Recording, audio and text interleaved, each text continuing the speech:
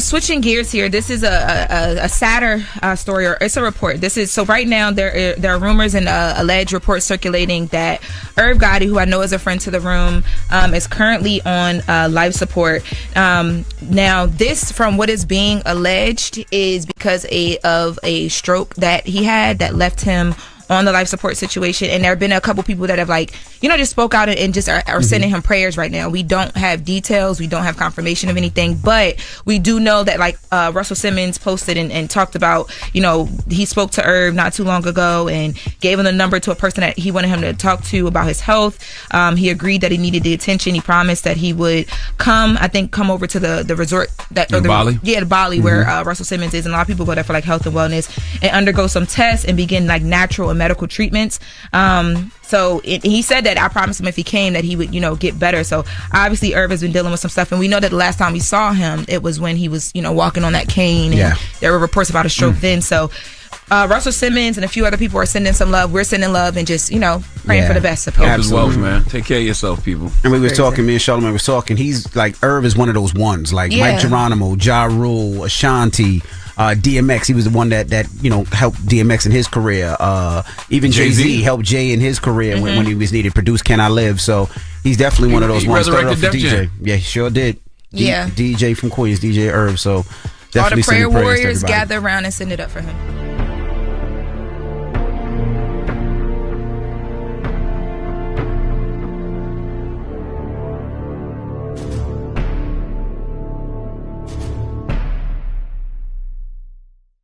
Welcome to the Mr.Goodbread reaction channel, where we learn how not to be a dummy from some well-paid dummies. We watch, study, and follow the stars and celebrities so we know how the broke folks in our community is going to behave, guys. So salute to y'all. Come on in. We got a crazy one today. 50 Cent reacts to Irv Gotti on life support rumors and being in a vegetable state, guys. Now, it's not confirmed from anywhere. Little bits and pieces coming out. Y'all heard Power 105. That was them reporting on it. And it's just reports. The family have not confirmed anything yet. But we already know his arch rival, 50 Cent, he already jumped to it. So let's get straight to what 50 Cent had to say about it. So yesterday, 50 Cent responded. He posted a picture of Irv Gotti on life support, friends and family saying their goodbyes. And you see up underneath, 50 Cent said, "Damn, I wanted him to see my new shows, yo." Now, a lot of people like, oh, that's wrong. Ruthless, 50 Cent ruthless. But y'all got to understand the beef between these two men, the beef between them two is deep. It is deep, guys. So you can't judge how 50 Cent choose to handle the disrespect. You can't judge that, guys. And a lot of us, we tolerate foolishness, and we praise, and we have so much sympathy for the people that put us through so much. So a lot of us is raised like that. So we want 50 Cent to feel sorry for Irv Gotti, but 50 Cent, he don't feel sorry for Irv Gotti. We're going to get to all of that today. We're going to talk about it. We're going to go over that. We're going to relive that whole rap beef, because that was when rap was rap. That was when hip-hop was hip-hop. I don't care what you tell me. That was music right there. But we're going to talk about it all today. But so let's get straight on into it, guys. You guys, so it's being alleged by Storm Monroe that Irv Gotti is in the hospital on life support in a vegetative state. So allegedly he had 3 strokes and had a brain bleed. Now, prior to these strokes, it was alleged that he had a stroke last year and was also dealing with diabetes. Now, Irv Gotti started the label Murder Inc. in 1998. Now, this label housed some of your favorite artists like Charlie Baltimore, Lloyd, Ashanti, and Ja Rule. I mean, this is the reason we have Ashanti, is because of Irv Gotti and Murder Inc. Now, this label lasted a few years, but it kind of all came down in shambles because of bad management, and Irv Gotti and his brother ended up getting money laundering charges from the feds. Now, even though all that happened, they end up beating these charges, y'all. And y'all know that if you get indicted by the feds, you pretty much are done. You have a very small chance of beating that charge. Well, they beat the charges and they were acquitted, but the damage was pretty much already done because he had already fallen off with Ashanti, Ja Rule, again, going back to bad management. And it didn't help that he started allegedly having an affair with his artist Ashanti while he was married to his wife. Now, while Ashanti is denying this, people are not buying it. These two allegedly had a love affair going on for years. Ashanti got some sense and she moved on to Nelly, who would eventually be her husband years later. Now, when this happened, Irv felt so betrayed by Ashanti. He felt like she stabbed him in the back. And even though this happened over 20 years ago, you could tell that he was still hurt by the situation, even from just a few years back. Back. So, Gotti, did you know that you put Ashanti and Nelly back together?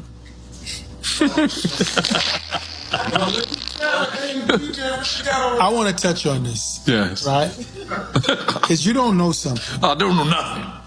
I was heated. Okay. Yeah, we noticed. He was like cracking jokes, basically saying, you still got feelings for this girl. Yeah, Problem was, you validated to the world like I still had feelings for this girl. Yeah, I said that, yes.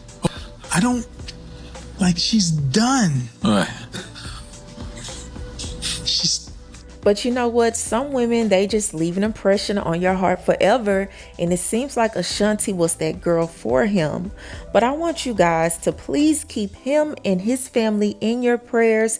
Now, the family has not spoken out about any of this. Again, these are allegations from Storm Monroe. But please keep his family in your prayers. Please keep him in your prayers, because we know miracles can happen. And Jamie Foxx is a testimony to that. It's sad when we hear these icons of our teenage years just start falling off with the health. I mean, man, they're dropping like flies. Young too, guys. We lost DMX, Coolio, so many. And I'm not speaking from a standpoint of we lost Irv Gotti, because that's not official. That's not official. But you know what I'm talking about, guys. Like, y'all guys, especially my fellas, please go check yourself into a hospital. Make sure you on some type of Medicaid plan. Make sure you got doctor's visits. Go see about yourself, guys. I know we think we're going to be teenagers forever, and we think we're going to be young and fresh to death forever. So we think, ain't nothing wrong with me. Go see about yourself, young men, for real. And older guys, you know you done put your body, you done put your temple through stuff. No, not getting sleep, not eating right, drinking, smoking. So you wrong, you dead wrong if you don't go see about your physical every now and then. But we got to start caring about ourselves. Everybody want to please everybody else.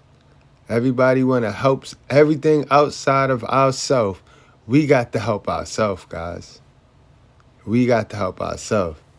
Now, let's get into why 50 Cent posted what he posted, because he went ruthless. 50 Cent, 50, you know 50, he ruthless, but their beef is deeper than what everybody normally think. You think this is not a Kendrick Lamar versus Drake issue with them. These guys go back to the hood, to the same Queens neighborhood, and they got street beef. Irv Gotti took things to extreme lengths to try to shut 50 down. For instance, Irv admitted to blackballing 50 from getting signed by major record labels. He used his connections and influence to keep 50 out of the industry, trying to block him at every turn. I blocked it till he fell into M and Dre's lap. Damn! Are you serious? Yeah, labels would call me, so I was like, yo, if you fuck with him, I ain't with you. And they were like, and then Gotti, forget it. But despite all of that, 50 proved to be unstoppable. Not only did he survive the attempts to bury him, but he flipped the script entirely. He became a global sensation, dropping hit albums and starting lucrative businesses. He didn't just win the beef, he crushed Murder Inc.'s entire empire. Today, 50 is a household name, known for everything, while Irv Gotti and co. struggle to stay relevant. Nowadays, it seems like Irv is still salty about how things turned out. He's constantly popping up in interviews, trying to rewrite history. One minute, he's claiming he's at peace and full of love, and the next he's throwing shade and bashing 50 all over again. I'm a happy guy. I have a beautiful family. I'm the youngest of 8 kids. It is nothing but love. I got like 16 nieces and nephews. The guy who's proclaiming to be the roughest, toughest Don Dada bully, you got beat up and poked up and you ran to the precinct and pressed charges on us. Fans have called him out for being two-faced, and many argue that they don't blame 50 for still clapping back. After all, if someone spent years sabotaging you and even tried to end your life, would you just let it go? Now let's dig deeper into the details of this legendary feud. So 50 Cent started making small-time media appearances, letting everyone know he was coming for Ja Rule. Around this time, Ja began to acknowledge 50 Cent publicly, but only to dismiss him as someone who was just trying to get attention. But 50 wasn't backing down. He doubled down on the disrespect, clapping back in interviews and reiterating that Ja Rule was a fraud who couldn't touch his street credentials. As the talking in the streets continued, tensions between the two eventually boiled over. Both rappers were booked to play the same venue in Atlanta, and they ended up running into each other at a hotel. What followed was a tense verbal confrontation, with Ja Rule expressing how pissed he was about 50's diss track. But here's where things got wild. Ja Rule was holding a baseball bat during this confrontation, which he had apparently brought out on stage earlier. As the situation escalated, 50 Cent decided he wasn't about to let Ja swing that bat. Before Ja could make a move, 50 sucker punched him right in the face, and a scuffle broke out between their crews, causing everyone to scatter. Now, this is where the stories start to diverge. According to Ja Rule, 50 Cent started clout chasing after the fight, telling everyone that he had snatched Ja's chain. Ja denied this, claiming that both he and 50 dropped their chains during the scuffle, with some people saying 50's crew picked up Ja's chain. I had the chain. Go in the hotel, he showed me the chain. Marquise had it, everybody, his son had it, everybody. Ja Rule's chain. Yeah, it was just getting passed around in the hood. Their next major run-in was the Hit Factory studio saga, where chaos ensued with 50 getting scratched by a kitchen knife. Unfortunately, some other, less gangster, more professional individuals were also in the studio working with G-Unit and ended up getting injured in the chaos. One of these non-G-Unit folks ended up filing a police report, which led to Black Child being arrested for the stabbings. As a result, the NYPD issued an order of protection against anyone involved, forcing Inc. to stay away from 50 Cent and his associates. This document would later become a key piece in the ongoing beef, with Ja Rule and others using it as so-called proof that 50 Cent had snitched on them. But as serious as things were getting with Ja Rule and Inc., the streets were becoming even more dangerous for 50 Cent. At this point, 50 was starting to build a buzz in the hood with his music, especially after dropping the track How to Rob with the Mad Rapper in mid-1999. This tongue-in-cheek track saw 50 Cent jokingly naming big rappers in the industry, saying he was going to rob them. Naturally, dissing the entire rap game didn't sit well with everyone, but it did earn 50 some clout. Behind the scenes, though, some people in the industry were getting upset, and by the year 2000, 50 clearly had a taste for gaining clout by airing out people's dirty laundry. After How to Rob, 50 decided to take things even further by dropping another track, this time naming a bunch of gangsters he knew from the streets of New York, including Kenneth Supreme McGriff, the same guy who had helped Ja Rule get his chain back. In early 2000, 50's song Ghetto Corin started making the rounds in the streets of New York, and that's when things really began to turn against him. Fear Prince and respect Supreme. Boy, you slow mother, I'ma break it down illa. Supreme was the businessman and Prince was the killer. Things escalated to a whole new level when, allegedly, someone from Supreme's crew was dispatched to handle 50 Cent once and for all. On May 24, 2000, 50 Cent was famously shot 9 times outside his grandmother's house but miraculously survived. Things were looking bleak for 50 Cent after he got shot. He was seriously injured, out of commission, and completely blacklisted from the rap game. Picture this. 50 is laid up in a hospital bed, barely hanging on, stewing in rage, and getting hungrier for revenge by the day. He was stuck on the sidelines, unable to make moves, while Ja Rule and Irv Gotti, his biggest enemies, were out there living their best lives. With 50 Cent out of the picture, Ja Rule was on fire, going on the chart run of a lifetime, racking up Grammy nominations and dominating the airwaves. By the time 2002 rolled around, Ja Rule was everywhere, and 50 Cent was nowhere to be found. But what Ja Rule and Irv Gotti didn't know was that 50 was lurking in the shadows, sharpening his pen and sword, just biding his time, plotting the biggest comeback the rap game had ever seen. After getting shot and blacklisted, 50 Cent was persona non grata in the industry. Nobody wanted to touch him. In fact, the situation was so bad that he had to go all the way to Canada just to find a studio that would let him record. Up there, away from all the drama, 50 Cent started laying the groundwork for his comeback. He recorded dozens of tracks, planning every move carefully. The first song he dropped after getting shot was appropriately titled F You. It was part of his mixtape Guess Who's Back, which was a mix of old and new tracks that he distributed on his own. On that tape, 50 wasn't holding back. He directly addressed the shooting, even speculating by name who might have been behind it. Now, as far as Ja Rule, Irv Gotti, and Supreme were concerned, 50 Cent was done for. They thought they'd buried him, and in their minds, he was no longer a threat. So when 50's comeback mixtape didn't make a huge splash right away, Ja Rule wasn't worried. But what Ja Rule didn't anticipate was that someone else in the industry was about to stumble across 50's tape and change everything. In 2002, 50 Cent's lawyer sent a copy of Guess Who's Back to Eminem's manager, Paul Rosenberg. And apparently when Em heard it, he was blown away. Without wasting any time, Eminem flew 50 out to LA to work with him and Dr. Dre. And, well, the rest is history, as they say. That trip changed everything for 50. He ended up signing a $1 million deal with Eminem and Dr. Dre, officially joining the Interscope and Shady Records family. From that point on, 50 Cent was getting heavily mentored by two of the biggest names in the game, and they helped him craft his debut album, a true masterpiece. But before they got too deep into the process, Eminem and Dr. Dre sat 50 down for a real talk, man to man. They told him to stay focused and avoid getting into beef with Ja Rule, a conversation that M would later reference in his song like Toy Soldiers. But 50 being 50, he couldn't just let it slide, so he started throwing subliminal shots at Ja Rule. Just little jabs here and there. And naturally, Ja Rule and Murder Inc. didn't take it lying down. They started dissing 50 right back, spreading stories about how he got stabbed at the Hit Factory and filed an order of protection afterward. They tried to spin it like 50 was a full-blown snitch, saying he specifically asked for a restraining order against Ja Rule and Irv Gotti. It wasn't nothing crazy. It was nothing big. It was just a little scuffle. It was nothing big. Yes, sir. But he felt the need, to go to the cops and press charges. Jackson, that as a result of the above described conduct, informant suffered lacerations. Informant, y'all. Informant suffered.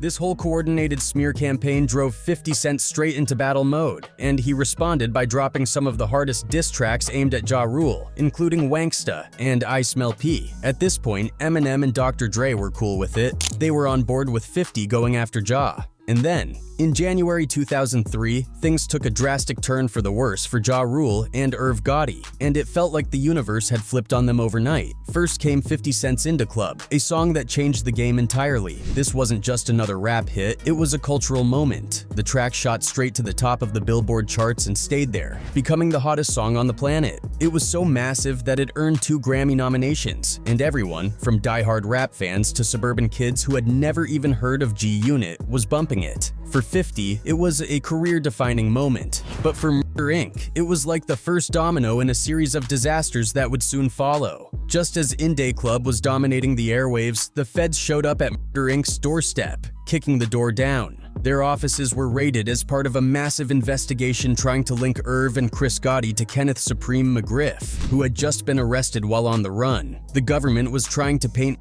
Inc. as more than a music label. They wanted to prove it was a front for criminal activity. Suddenly, Irv and Chris found themselves in the fight of their lives, accused of laundering drug money for Supreme. On top of that, they were dragged into a much darker narrative, the attempt on 50 Cent's life. According to court testimony, Supreme McGriff himself bragged about being behind the hit. A former McGriff associate, John Reagan, took the stand and shared chilling details about the attack. He described how McGriff and his team of shooters met up after the ambush, assuming 50 was dead. Supreme said, "I got him," Rogan testified. At first, Rogan didn't even know who McGriff was talking about, but then McGriff explained it was 50 Cent. He had been hit so many times, and there was so much blood, they were convinced there was no way he could survive. Rogan went on to describe how McGriff talked about 50 squirming and trying to shield himself from the bullets with his hands. Meanwhile, the authorities were trying to tie the Gotti brothers to the shooting as well. They claimed there were text messages flying between Irv, Chris, McGriff, and their associates within half an hour of the attack. It wasn't looking good for the Gottis, who were also being accused of knowingly laundering McGriff's dirty money through Inc. With all his assets frozen and his reputation in tatters, McGriff couldn't even afford a proper lawyer and ended up with a court-appointed attorney. In 2007, he was sentenced to life in prison. Irv and Chris Gotti managed to avoid prison time, but their label was never the same. The federal investigation, coupled with 50 Cent's meteoric rise, effectively brought Murder Inc. to its knees. 50 Cent definitely got the last laugh in this beef, but honestly, when doesn't he? So as y'all see, Irv Gotti never showed any care for 50 Cent's life. So 50 Cent, he's not expected to show any care for Irv Gotti's life. It's unfortunate because we'd like to say at some point you got to grow up. But nobody told Irv Gotti to grow up when he was blocking 50 and when he was doing what he was doing to 50. Nobody told him to grow up. So now we are all love to look at 50 and be like, 50 got to grow up. Do he really?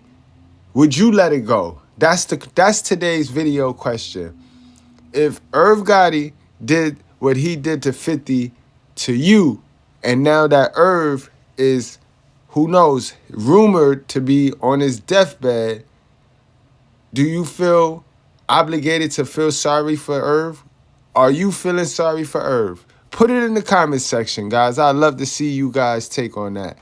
I'll see y'all later. Hit that like button and check out the video that's going to pop up on the screen.